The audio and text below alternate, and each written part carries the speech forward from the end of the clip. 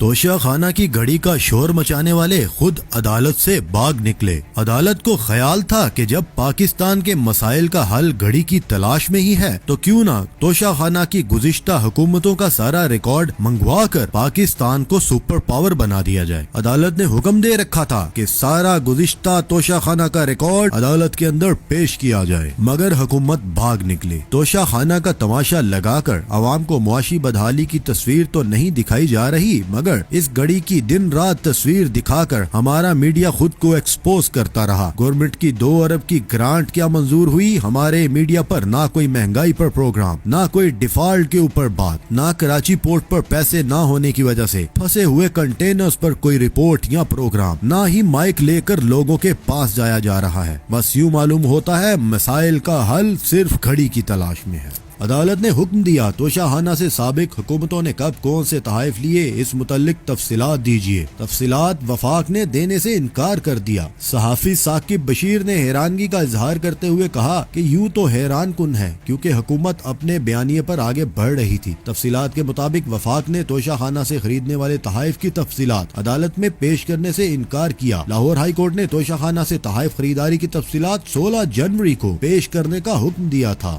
وکیل اظہر صدیق کی درخواست پر سماعت کے دوران وفاق کے وکیل نے کہا تفصیلات کو خفیہ رکھا جاتا ہے۔ عدالت نے ریمارکس دیے، تحائف کی خرید و فروخت کے بعد خفیہ کا لفظ استعمال نہیں ہو سکتا۔ جسٹس عاصم نے ریمارکس میں کہا توشہ خانہ سے تحفہ خریدنے کے بعد اسے ٹیکس ریٹرن میں ظاہر کرنا پڑتا ہے، پھر یہ خفیہ کیسے رہ سکتا ہے۔ اس کیس کی سماعت میں سامنے آنے والے ریمارکس پر ثاقب بشیر نے کہا تھا توشہ خانہ تحائف کے متعلق موجودہ حکومت نے جو معیار بنایا اسی بنیاد پر بیانیہ آگے بڑھا رہے ہیں۔ ان کا دیگر ادوار کے تحائف کی تفصیلات فراہم کرنے سے انکار بہت ہی حیران کن ہے۔ ان کو تو چاہیے تھا فوری معلومات دے دیتے، یا پھر ان ادوار میں بھی دال میں کچھ کالا ہے جس کو خفیہ رکھنے کی کوشش کی گئی ہے۔ عدالت میں سماعت کے حوالے سے اظہر صدیق نے کیا کہا، آئیے آپ کو سنواتے ہیں۔ بڑا اہم تھا، عدالت نے کہا جب تک تو حکومت پاکستان کے پاس یہ تحفے تھے پھر تو کلاسیفیکیشن ہے، جیسے ہی آپ نے کسی تیسرے فرد کو دے دیے، کس قیمت پر دیے گئے، تو کلاسیفیکیشن تو وہاں ختم ہو جاتی ہے۔ وہاں کیسے کلاسیفائی کر سکتے ہیں؟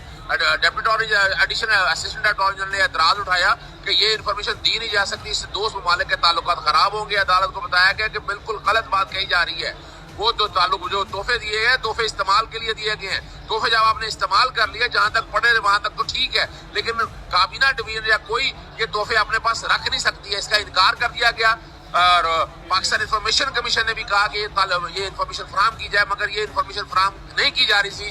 عدالت نے بڑی واضح طور پر عدالت میں کہا ہے کہ یہ کلاسیفیکیشن ہے یا نہیں ہے، اس کا فیصلہ عدالت نے کرنا ہے۔ یہ ساری انفارمیشن عدالت کے سامنے لائی جائے، عدالت فیصلہ کرے گی 16 جنوری کو 1947 سے لے کر اب تک کے جس کو جو تحائف دیے گئے، جس قیمت پر دیے گئے، وہ ساری تفصیلات عدالت نے مانگ لی۔